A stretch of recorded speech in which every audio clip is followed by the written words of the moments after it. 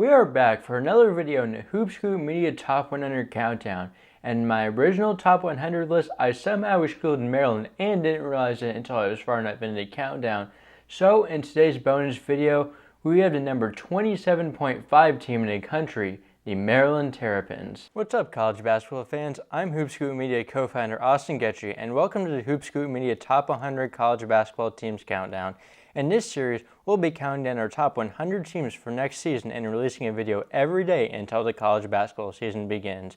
If you enjoy this content, please subscribe to our YouTube channel and give our social medias a follow. Simple things like that help more college basketball fans like you enjoy our content. With that being said, enjoy the rest of the video and 99 other videos in this series. Kevin Willard is heading into his second year as a head coach at Terrapins and had a decent year one, making a tournament and winning one game. They got off to a very hot start, looking like one of the best teams in the country in the first month, then settling into a solid team in the middle of the Big Ten. Over his career, Willard has been a solid coach, but has never been able to get much done in the tournament. Maryland fans are expecting more than that, as they weren't happy with just being a consistent tournament team under Mark Turgeon. The tournament win in year one is a solid start, and Willard has a much better chance to grow the program to a consistent top-end Big Ten team. If Maryland will win a game or two in a tournament, they'll have to do so without some solid players from last year. Versatile wing Hakeem Hart transferred to Villanova, starting guard Don Carey exhausted his eligibility, as did backup forward Patrick Emilian. The other notable transfer out was Ian Martinez, who committed to Utah State. One big-name returning player is point guard Jahmir Young, an All-Big Ten selection last year. He's a good passer with above a 22% assist rate in conference play.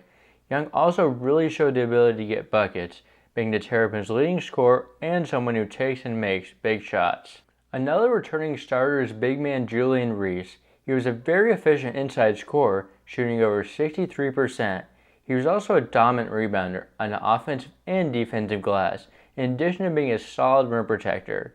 He had a big breakout from his freshman and sophomore year, and potentially could be in for another jump. The final starter returning is forward Dante Scott.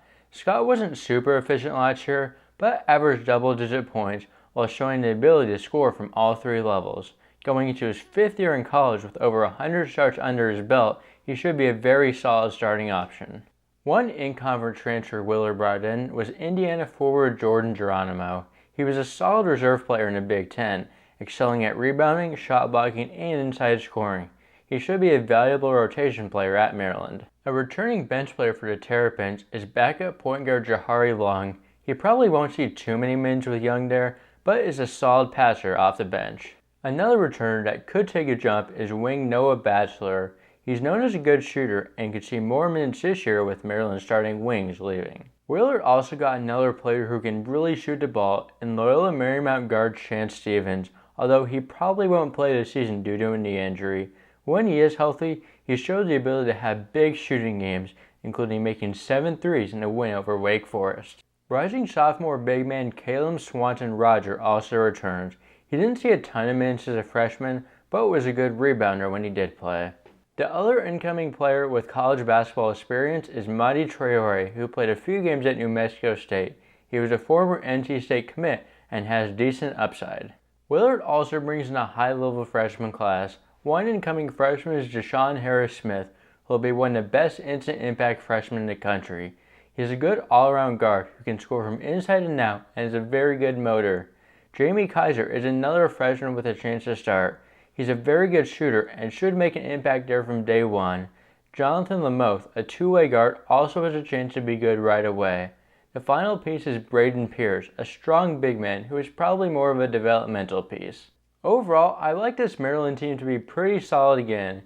Young will be one of the best players in the conference, combined with some other players with all-conference potential in Reese and Harris-Smith.